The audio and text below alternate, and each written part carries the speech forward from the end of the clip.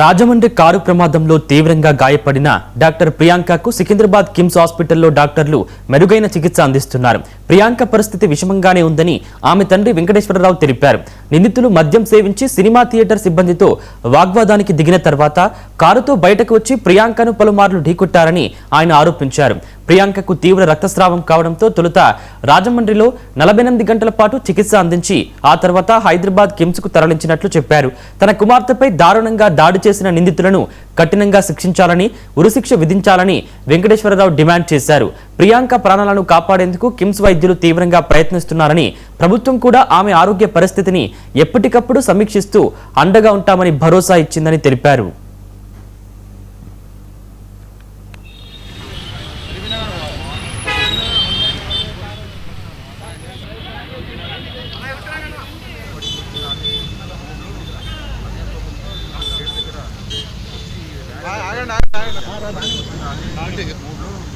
అదే కోపంతో వీళ్ళు గేట్ దగ్గర వచ్చి ర్యాష్గా డ్రైవ్ చేశారు.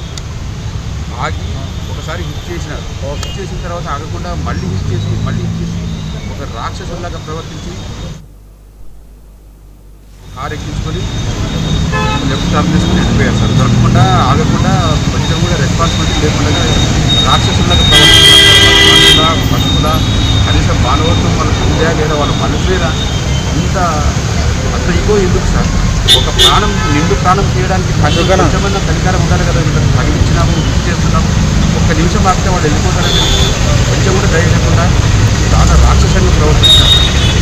దానివల్ల మా అమ్మాయికి చాలా దాదాపు 2 వెంటనే అక్కడ ఉండే వాళ్ళంతా స్పందించి హాస్పిటల్ తీసుకెళ్ళారు. తీసుకెళ్తే అక్కడ ఒక ట్రీట్మెంట్ జరుగుతుంది. నైట్ మాకు ఫోన్ చేసి ఇలా మీ అమ్మాయికి యాక్సిడెంట్ అయితే మీరు తొందరగా బయలుదేరి రావాలని కానీ హైదరాబాద్ నుంచి అదే రాత్రి ఉదయావచ్చిన బయలుదేరి తెల్లారేటప్పటికి రాజమండ్రి చేస్తున్నాం సార్.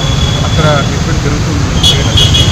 వాళ్ళు అన్నారు బ్లీడింగ్ చాలా ఓవర్గా ఉంటుంది, హెడ్ మొత్తం లోపల బ్లడ్ ఇవన్నీ పోయినాయి, పైన సైడ్ ఇచ్చినారు. దానివల్ల చాలా బ్లడ్ పోయింది, కండిషన్ చాలా సివియర్గా ఉంది, కూడా లేదు, అలా ఓవర్ పరిస్థితిలో ఉన్నారు అని ట్రీట్మెంట్ జరుగుతుందండి. అన్ని డిస్కషన్లోనే ఉన్నాయి. బాగుండాలని కోరుకుంటున్నాము. ఏదైనా మిరాకిల్ జరిగి బయటికి రావాలని కోరుకుంటున్నాము. ఇప్పటికీ కూడా ఆ హోప్ అనేది ఇంకా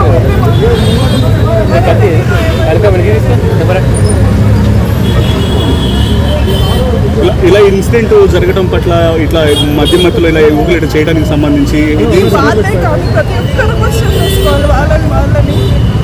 ఎంత మధ్యమతున్నా ఏమున్నా కూడా మనం ఎక్కడున్నాము, మనం